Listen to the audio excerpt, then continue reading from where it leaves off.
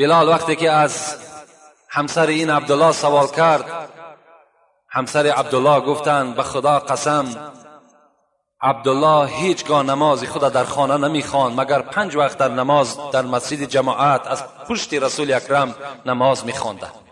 روزی نبود که عبدالله خیر احسان در راه خدا نکنه. عبدالله اکثر وقت روزدار بودند. من نمیدانم که از عبادتهای خدا هیچ تنبلی ندارند.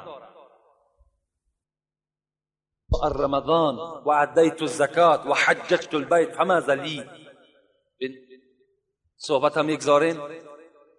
پیغمبر خدا من 5 وقت نماز میخوانم. یک مرد گفت زکات میتم، مالدار هستم، روزه رمضان میگیرم و حج در راه خدا کردم. فماذا لی، حکم من صادر کن، من چگونه آدم هستم؟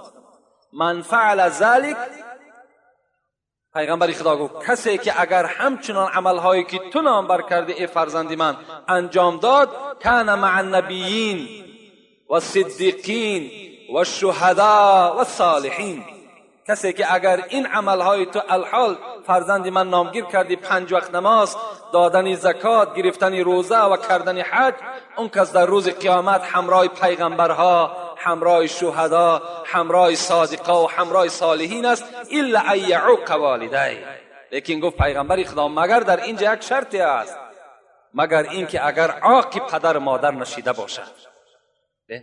روزه داشت، زکات میداد، روزه میگرفت، حج کرد، لیکن اگر عاق پدر مادر نباشد، اگر عاق پدر مادر باشد، این عبادت ها برای او هیچ سود و هیچ فایده نداشته است. عبدالله السلام از عبادت هیچ تنقیصی نداشته بوده است. لکن زنش چی گفت؟ فکر میکنم گفت که مادرش از عبدالله ناراضی هست.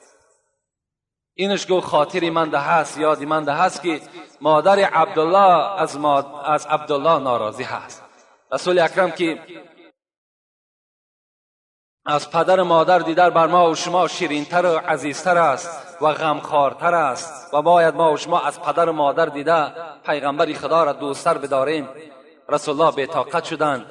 حضرت عمر و حضرت علی را گفتند نزد مادر عبدالله میرین و از مادر عبدالله پرسان میکنین و از او درخواست میکنین که از فرزند خود راضی بشود. حضرت ها خیستن آمدن گفتن تو مادر عبدالله هستی؟ گفتن بله من مادر عبدالله هستم. الحال گفتن میدانی که عبدالله در نزع جان است؟ مادرشون گفتن نه نمیدانم. البته وای به حال او فرزندی که از نزع جانش حتی که مادرش درک ندارد. فرزند هیچگاه مادر نمیخواهد که حتی مصیبت فرزندش بیند، لکن در حالت مصیبت ما و شما اگر مادر ما زنده باشد، پدر ما زنده باشد، بالای سر ما و شما مغفرت گناه ما و شما را طلب کند، این یک شادی برای ما و شماست. از آنه که در مرده ما و شما نیاید، در معرکه ما و شما از حساب ملالی که داشته باشد نیاید، این برای ما و شما مصیبت است. گفتن من درک ندارم، لکن من در دنیا و آخرت از عبدالله راضی نیستم. وای به حال اون فرزندی که پدر و مادر میگوید من از فرزند خود راضی نیستم. بسیار کلمه دشوار است. کلمه هست که دیگر هم دنیا و هم آخرت فرزند حل میکند.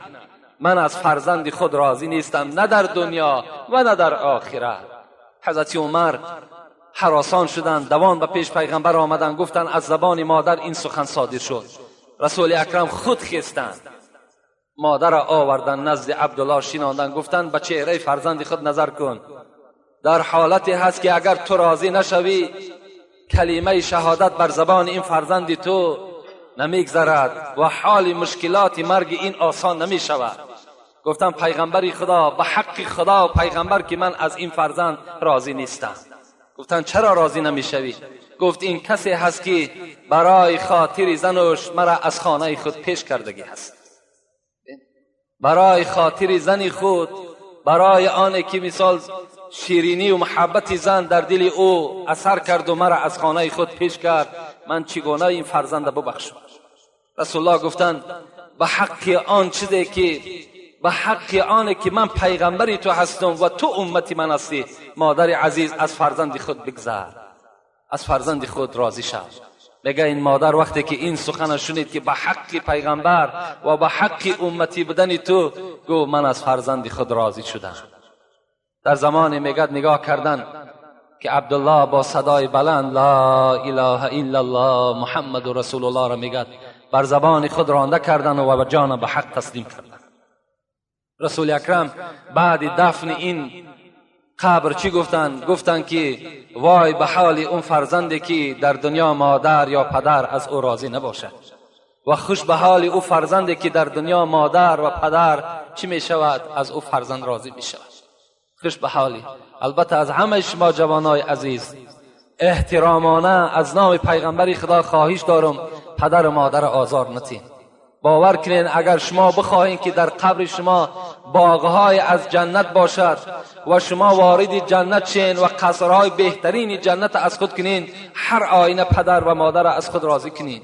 زیرا رسول اکرم گفتند که دعوت الوالدتی اسرع اجابتا، دعای مادر اسرع اجابتا. اسرع از کلمه چی است؟ در حال اجابت می‌یابد. گفتم پیغمبر دعای مادر در حال اجابتش میرسد. قیل لما یا رسول الله، پرسیدن چرا که دعای مادر در حال تأثیر میکند؟ گفت هی ارحم من الاب و دعوت الرحیم لا تسقطو. پیغمبر خدا گفتند زیرا که مادر از پدر دیگر رحمتر است. رسول الله گفتند و دعای رحیم، دعایی که آدمی که رحم داشته باشد، لا تسقطو، نزد خدا نمی غلطد بلکه اون چی می شود؟ بالا برداشته می شود و به اجابت می رسد.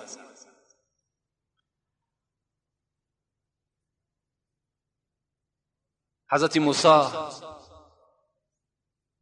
در دل خود گذرانیدن پروردگارا برای ما جنت میگویی، نعمتهای جنت میگویی و من میدانم که پیغمبرهای تو همه وارد جنت میشوند، منم از آن جمله.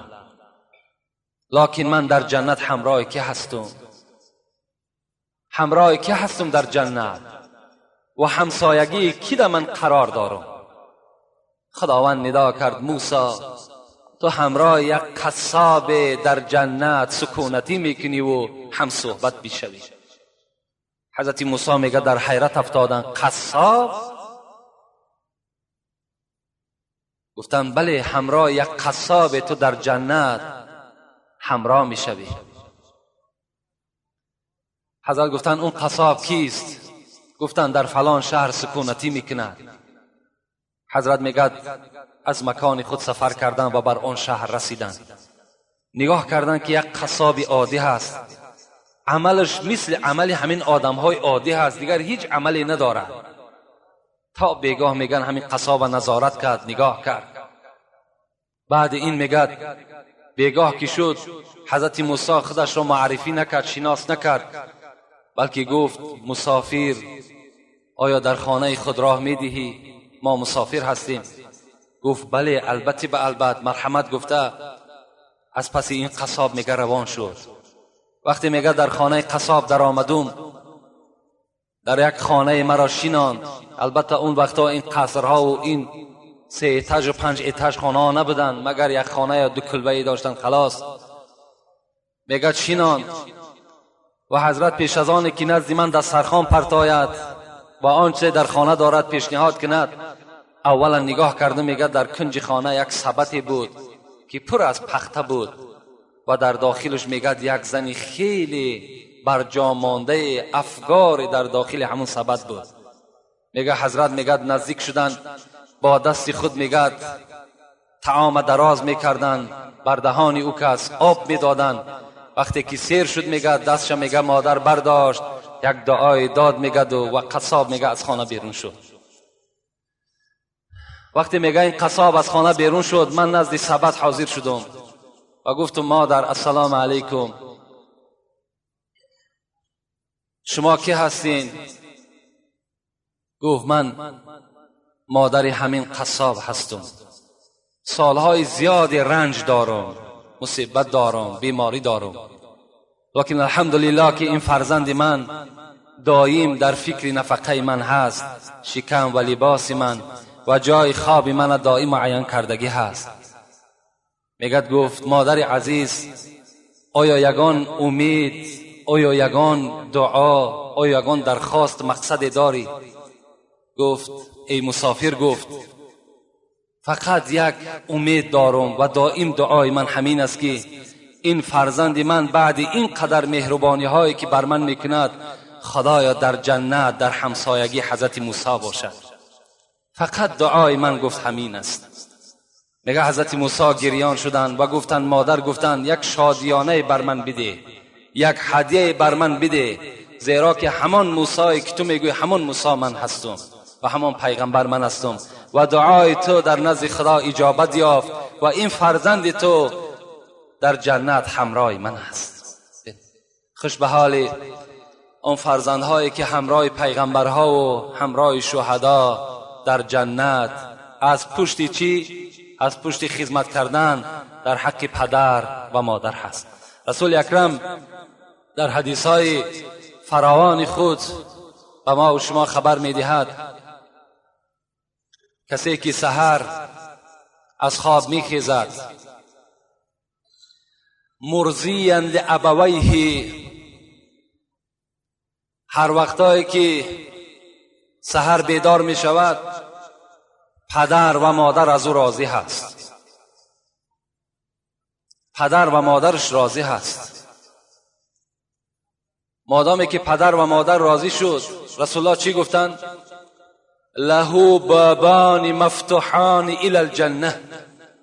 وقتی که پدر و مادر سحر که از تو راضی باشند، دو دروازه از دروازه های جنت برای تو گشاده ایستادگی منتظر تو هستند. و من امسا مثل ذالک، اگر تا بیگه هم که راضی ایستند، رسول الله گفتند اون دروازه ها هم گشاده منتظر این فرزند هستند. و این کان واحدا فواحد، رسول الله گفت اگر یک تش راضی باشد یک دروازه جنت برای تو گشاده هست. و اگر شخص سحر میخیزد در حالتی که مسخیطا لابویه، پدر و مادر از او راضی نیست، یعنی با او فرزند قهری هستند یا ملال هستند، رسول الله چی گفتند؟ کان له بابان مفتوحان الی النار، دو دروازه از دوزخ برای این فرزند گشاده ایستادگی هست. و من امسا مثل ذالک، اگر تا بگه این پدر و مادر راضی نشد، اون دروازه های دوزخ برای این فرزند چی هستند؟ گشاده و منتظر این فرزند هستند.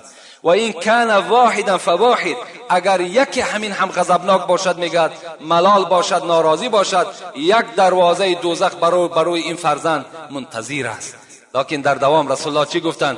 و این ظلما و این ظلما و این ظلما، 3 بار گفتند اگر چنده که پدر و مادر تو ظالم باشد، پدر و مادر تو ظالم باشد، پدر و مادر تو ظالم باشد، اگر چند پدر و مادر ظالم هم باشد، تو چیکار کن؟ تو خدمتی در حق پدر و مادر برای خود روا ببین و خدمت از آنها کنده نکن. زیرا خدا را بین در سوره همین لقمان و ما و شما چی میگوید؟ امروز بسیار جوانها میآیند پیش ما، سوال میکنم پدر من فلان گپ گفت، آیا من در همین گپ خلافی اگر پدرم کار کنم چی میشود؟ خیلی خوش به حالشون که سوال میکنن و جواب خودشون میگیرن. خداوند در قرآن به ما و شما تذکر میدهد، میگوید و این جاهداک علی ان تشرک بی ما لیس لک به علم فلا تطعهما و صاحبهما فی الدنیا معروفا. صدق الله العظیم. سوره لقمان است. خدا میگوید اگر پدر و مادر بر کدام شما ای فرزندها امر کنند این که فرزند من به خدای خودت مشرک شو، یعنی شریک در ذات خدا بیار، یا میگویم فرزند من نماز نخوان، فرزند من روزه نگیر، فرزند من مالداری زکات نده، فلا تطعهما، این پدر و مادر بزم این قدر احترامی که دارن تو اطاعتشان نکن. در حالتی که به خدای خود گناهگار شدند پدر و مادر تا اطاعت نکن. و صاحبهما فی الدنیا معروفا، لیکن اگرچند پدر تو کافر هم باشد، مشرک هم که باشد، مفسرای قرآن زیاده از 10 تفسیر ما در خانه داریم. همش چی میگن؟ و صاحب ما فی الدنیا معروفه. با این پدر کافر، با این پدر مشرک تو چیکار کن؟ معامله خوب کن، در حق اینها خدمت کن. و در بین باز چیکار میکنی؟ همون پدر و مادر وقتی خدمت کردی، مهربانی کردی، شاید که چیکار کند؟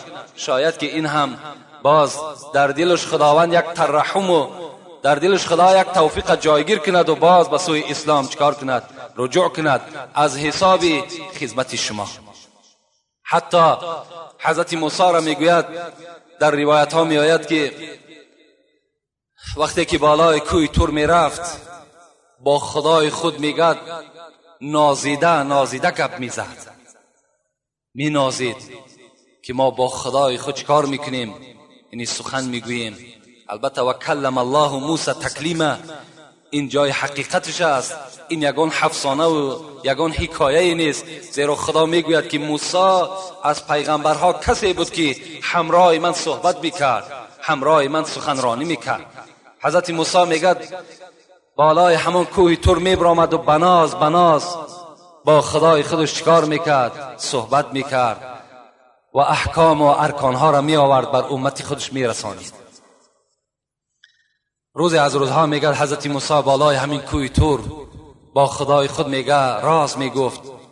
خداوند خطابش کرد، موسی گفت تا امروز اگر یاد داشته باشی تو بناز گپ میزدی، می نازیدی، از امروز اعتباراً نزد خدای خودت با ادب باش، احتیاطانه گپ بزن، زیرا تا امروز مادری تو زنده بود، از پسی تو دعا میکرد پروردگارا فرزند من وقتی که نزد تو میآید مبادا بنده هست، یک لغزش میکند، سهو میکند، خدایا تو این را ببخش و بر این غضب نکن.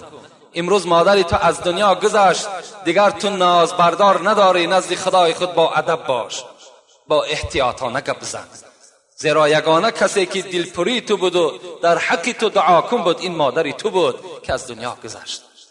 خوش به حالی شما فرزندای عزیز، برادرای عزیزی که احترام پدر و مادر دارین. کدام شما اگر با پدر و مادر ملالم که باشین، امروز چیکار کنین؟ رفته بعد شنیدن این سخنها اگر شما ایمان کامل داشته باشین، ترسی از خدا داشته باشین، باوری بر قبر روز قیامت داشته باشین، از پدرهای خود، مادرهای خود عذرخواهی کنین، قدمهای اونها را بوسه کنین و اونها را احترام کنین. انشاءالله خداوند شما را چیکار میکند؟ همه گناه شما را مغفرت میکند. حتی پدر و مادرم بعد بخشش فرزند انشاءالله باوری دارم که اونها یک صندوق رحم هستند، یک سیله رحم هستند، از فرزند در حال چیکار میکنن؟ گذر میکنن و فرزند خودشان میبخشند. و از این بزرگها بایزید بسطامی هم که خیلی از اولیاهای متقدمین بود، حضرت هم از خدمت پدر و مادر به این درجات خیلی بالای رسیدند که قصه های این حضرت بایزید بسطامی در کتابها خیلی زیاد وارد شدگی است، مگر یک قصه ای که در حق پدر و مادر چگونه خدمت کردند. مولوی جنون در نظمهای خود یادآوری میکند، میگوید چنین فرمود روز آن جگر ریش، چنین فرمود روز آن جگر ریش، زرنج و هم فتوحاتی رهی خیش. حضرت بایزید حکایه میکند که حضرت میگد روز این جگر سوخته راه خدا میگد یک از رنجهای خود، از خیلی مشقتهایی که در خدمت مادر کرده است روز حکایت کرد و به چی مکافات نائل شد. صحبت داشت که بودی مادرم در بستری خواب، که بودی مادرم در بستری خواب، دلش بیدار نامی ذکر وهاب، به بالای سری آن نائیم، و دستم کوزه پر آب قائم.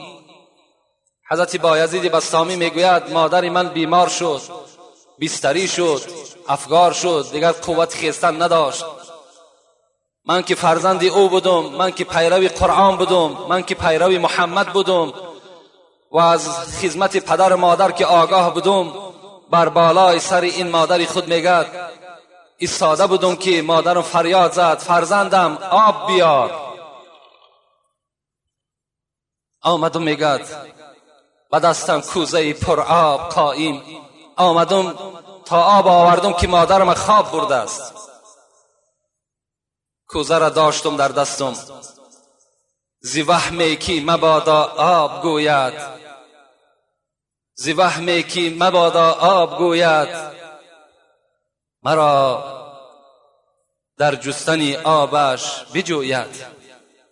حضرت میگوید من قائم بودنم، راست بودنم با چی مقصد بود؟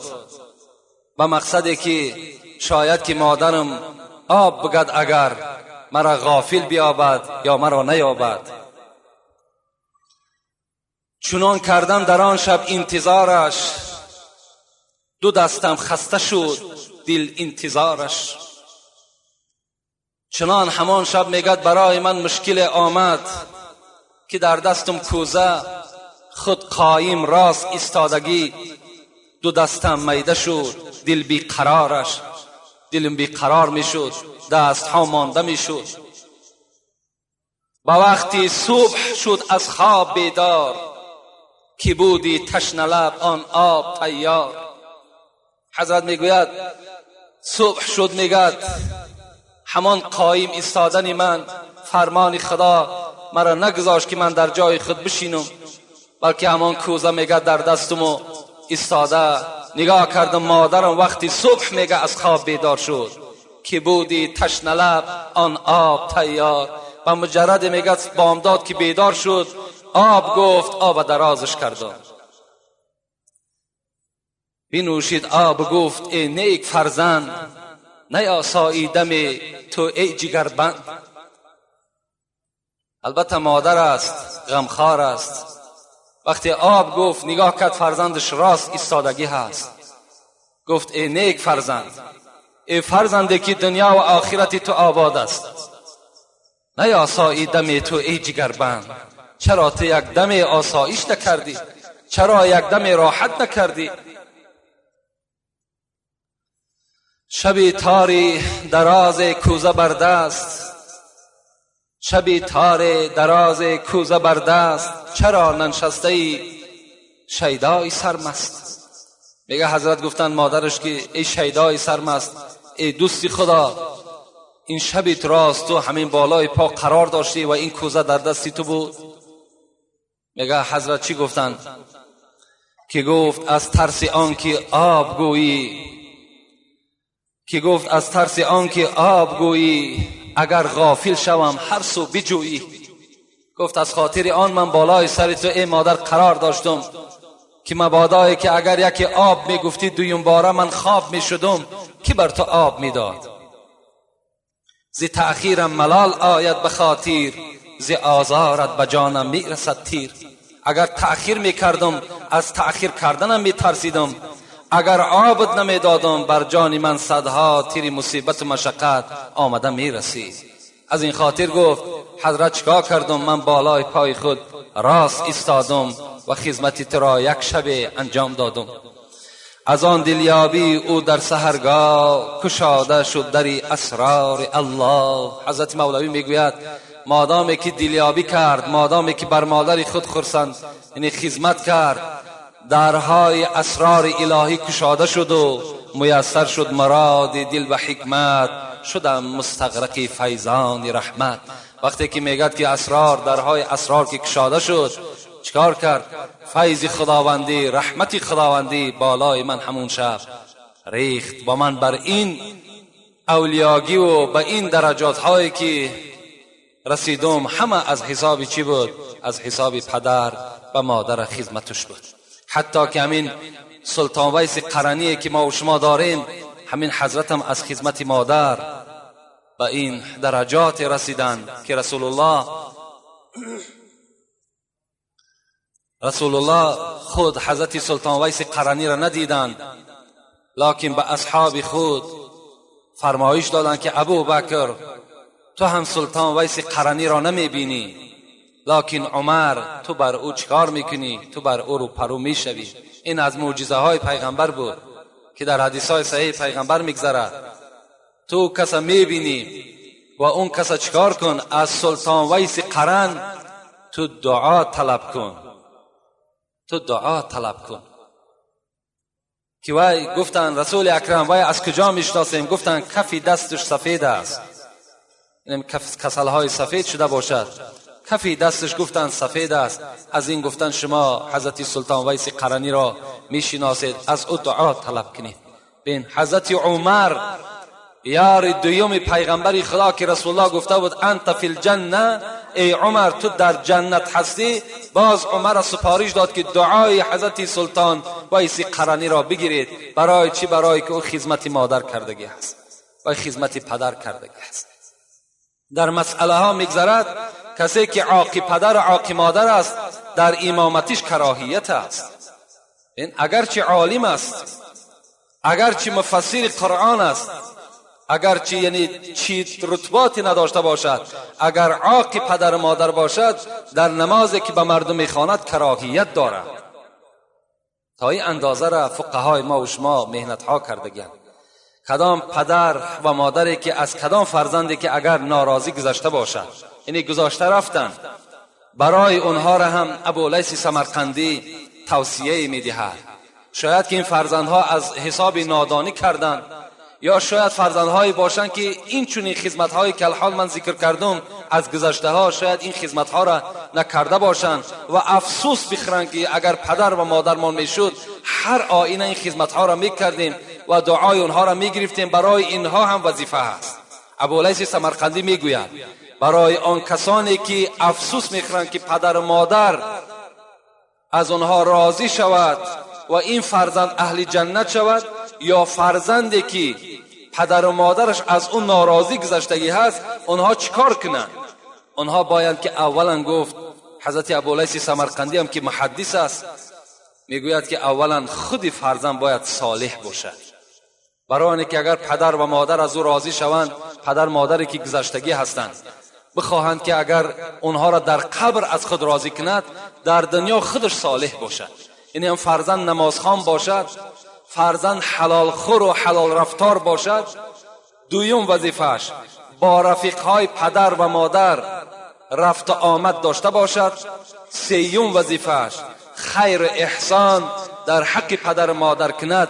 اون پدر و مادر از این فرزند در این دنیا راضی می شوند، اگرچند که ناراضی هم که از دنیا گذشته رفته باشد.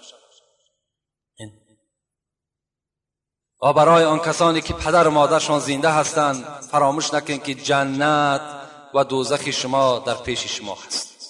اگر راحت جنت میخواهید مرحمت، و اگر درهای کشاده دوزخ میخواهید هم مرحمت در دنیاست، در پیش شماست.